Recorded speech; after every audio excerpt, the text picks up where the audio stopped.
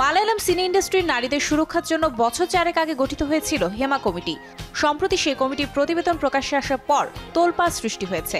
হেমা কমিটির মতো টলিউডেও এমন একটি কমিটি গঠনের প্রস্তাব দিয়েছিলেন অভিনেত্রী ঋতাভরী চক্রবর্তী। সোশ্যাল মিডিয়ায় নারী সহকর্মীদের উদ্দেশ্যে একটি পোস্ট দেন তিনি।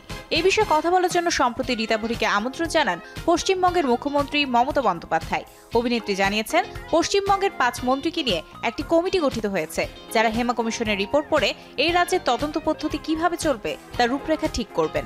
কমিটির শীর্ষে রয়েছেন একজন প্রাক্তন প্রধান বিচারপতি।